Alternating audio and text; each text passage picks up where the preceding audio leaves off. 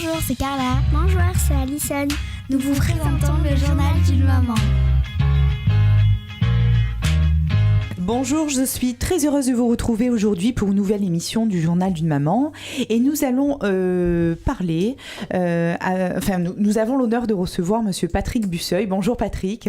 Bonjour. Donc vous êtes coach de vie et vous allez nous expliquer votre parcours, votre métier et surtout qu'est-ce qui vous a donné envie de faire ce beau métier d'accompagnement. Donc on rappelle que vous avez 31 ans déjà. 41. Et 41. Pourquoi je dis 31 ? Parce que j'étais jeune. Ah, c'est pour ça.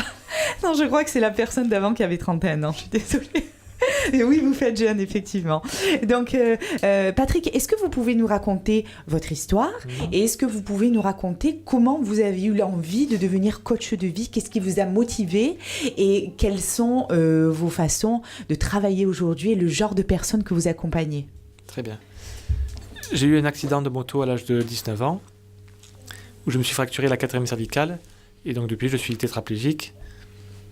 Et quand j'ai eu mon accident, tout s'est collé autour de moi. Je n'avais plus de repères, plus d'avenir. Et ne pouvant pas continuer dans mes activités. Et d'un tempérament curieux et ayant du temps, je me suis intéressé un petit peu à la philosophie, la spiritualité, la psychologie, au développement personnel.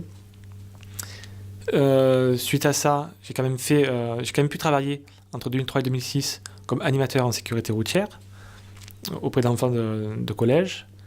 Et après, en 2005, j'ai créé une association pour intervenir auprès des enfants dans les centres sociaux pour faire de la sensibilisation à l'handicap. Malgré ça, je m'épanouis dans ce que je fais, mais j'avais envie de me réaliser, d'évoluer. Et en 2014, j'ai fait une formation de coach de vie. Et avec mon expérience et avec la formation que j'ai validée, j'ai créé mon auto-entreprise comme coach de vie. Ce qui m'a poussé à faire ça, c'est que j'ai pu accepter mon handicap, j'ai pu me relever de mon accident, de mes difficultés. Et je voulais accompagner des personnes à elles aussi pouvoir soit accepter leur situation ou bien surmonter leurs difficultés. Parce que ce que j'ai appris aujourd'hui, c'est que c'est les difficultés qui nous font évoluer. Et aujourd'hui, je suis heureux du parcours que j'ai fait, je suis heureux de la vie que j'ai. Alors, bien sûr que si demain on me rend mes jambes, je serai très heureux aussi. Mais même en étant fauteuil, j'apprécie chaque jour de ma vie.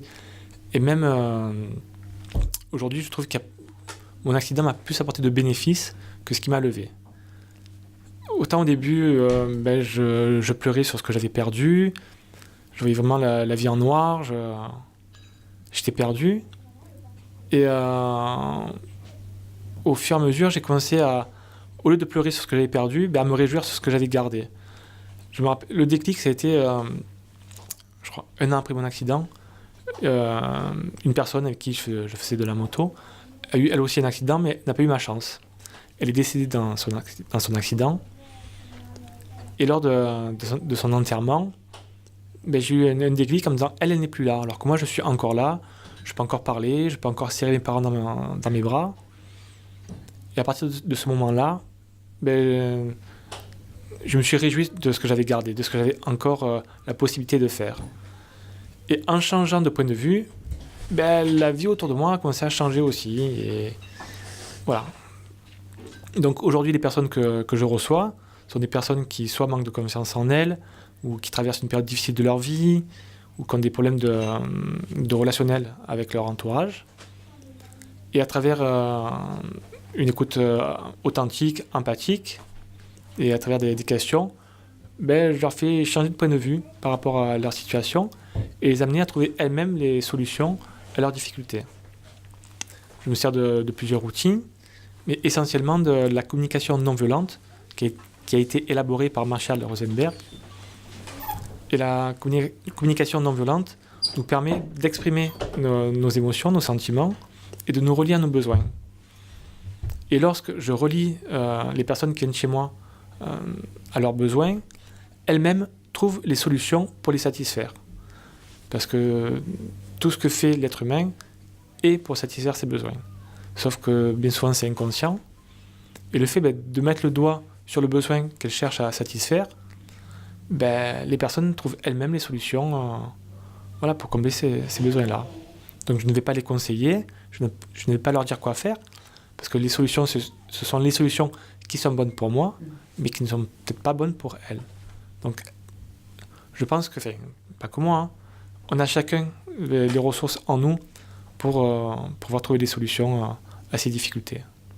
Alors, quel genre de personnes vous recevez? Quels sont les problèmes récurrents qui reviennent chez les personnes que vous recevez en fait en consultation?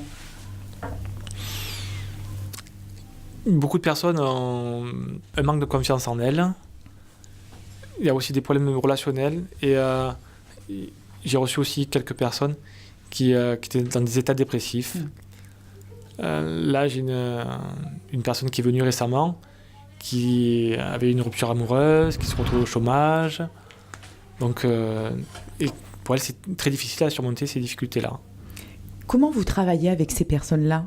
Comment vous les faites réfléchir? Comment vous avancez en tant que coach de vie? Soit nous faisons des jeux de rôle, ou bien à travers des outils comme la PNL, l'analyse transactionnelle. Sinon, la communication non violente aussi permet d'exprimer déjà ses émotions. Et quand la personne exprime ses émotions, elle va moins les vivre, elle va passer dans le rôle de l'observateur. Et après, leur faire changer aussi du tout va mal à tout va pas trop mal, et tout va peut-être un peu bien, et jusqu'à tout va bien.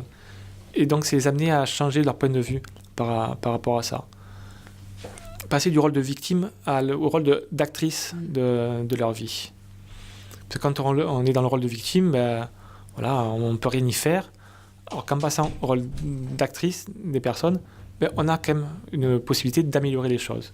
D'ailleurs, entre les séances, à la fin des séances, les personnes s'engagent sur des choses à faire, sur des engagements d'ailleurs, on appelle ça, à faire entre les deux séances. Parce que ce qu'on fait en séance, ce que nous faisons en séance, c'est bien, mais après, c'est le travail que la personne va faire dans son quotidien qui lui permet de s'améliorer, de changer, et petit pas par petit pas, nous allons vers l'objectif qu'elle s'est fixé. Parce qu'en coaching, nous avons un objectif au départ, et après, chaque séance va nous permettre de se rapprocher vers l'objectif que la personne s'est fixé. Alors, est-ce que, par exemple, cette personne que vous accompagnez pour une dépression, au bout de combien de séances, elle commence à ressentir les bienfaits voilà, combien de temps faut-il, en fait, pour qu'elle récupère? Le coaching de vie est une thérapie qui est assez brève, parce que c'est entre 6 et 9 séances. La personne peut commencer à se sentir bien. J'en ai eu à partir de la première séance, d'autres au bout de 3 séances. Voilà, certaines 4, 5, mais on se voit une fois tous les 15 jours, donc on peut dire qu'au bout de 3 mois, il y a quand même des résultats. Est-ce que ces personnes, une fois qu'elles récupèrent finalement confiance en elles, qu'elles règlent ses problèmes, est-ce que ça va perdurer dans le temps ou est-ce qu'il y a un risque de rechute? Tout dépend de la personne. Ça dépend de la personne, d'accord. Non, mais en fait, le travail qu'on a fait, la personne a quand même acquis des connaissances, des capacités, qu'après elle va garder. Après, c'est comme tout. Vous savez, quand on a des habitudes, on passe par certains chemins neuronaux. Et adopter une nouvelle attitude, c'est passer par un autre chemin neuronal. Et au début, c'est très difficile parce que c'est vierge. Hein. Et ça va être la répétition des choses qui vont faire qu'on va adopter de nouvelles habitudes. Tout à fait. Donc la personne va avoir besoin, elle-même, une fois que le coaching sera terminé, de continuer à répéter. Donc les bases, le socle sera là déjà. Et même si au début les habitudes ne sont pas évidentes à prendre, c'est la répétition qui va faire que la personne va pouvoir s'améliorer. Et après, si elle veut continuer d'elle-même, d'ailleurs, au bout de 6 mois après la fin de la thérapie, je revois les personnes pour faire un point, sur les 6 mois écoulés, savoir où elles en sont, ce qu'elles ont fait ou ce qu'elles n'ont pas fait. Et peut-être que ça nécessite un nouvel accompagnement de quelques séances. Qu'est-ce que ça vous apporte à vous, Patrice, d'aider ces personnes ? Ça me nourrit, ça me remplit. Ce qui m'a permis d'accepter mon handicap, c'est l'amour que j'ai reçu de mon entourage. J'ai eu énormément de chance, j'ai reçu beaucoup d'amour. Et aujourd'hui, c'est ce que je veux aussi donner aux personnes qui viennent me voir. C'est d'avoir une écoute authentique et de l'amour aussi à ces personnes. Vous savez, pouvoir donner une présence authentique aux personnes, c'est une richesse. Et moi, d'accompagner des personnes et d'après voir leur transformation sous mes yeux, de voir qu'elles vont mieux, ça me nourrit pleinement. Je me sens utile, ça donne un sens à ma vie. Écoutez, Patrice, merci beaucoup. Moi, je suis très touchée par votre témoignage et par votre niaque, entre guillemets, comme on dit. Parce que, du coup, vous faites quelque chose que vous aimez et puis vous n'avez jamais baissé les bras. Et je pense que c'est la première chose qu'on sent que vous voulez transmettre aussi, quoi. Et je pense que les personnes qui viennent vers vous doivent repartir, et déjà avec des conseils de coach de vie, mais aussi, je pense, avec ce que vous avez en vous, qui se transmet naturellement, en fait, votre force à vous battre et puis à dire moi je suis là et en plus je vais vous aider. Donc c'est énorme, en tout cas je vous souhaite encore plein d'énergie pour continuer à aider les autres. Vous retrouverez les coordonnées de Patrice Busseuil sur notre page Facebook pour le contacter et pour avoir un rendez-vous avec lui, mais vous avez également une page Facebook et un site internet que nous retransmettrons sur notre page Le Journal d'une Maman, émission radio. Patrice, merci beaucoup d'être venu jusqu'à nous, on reste en contact et je vous dis à bientôt. Au revoir. Bonjour, c'est Carla. Bonjour, c'est Alison. Nous vous présentons le Journal d'une Maman.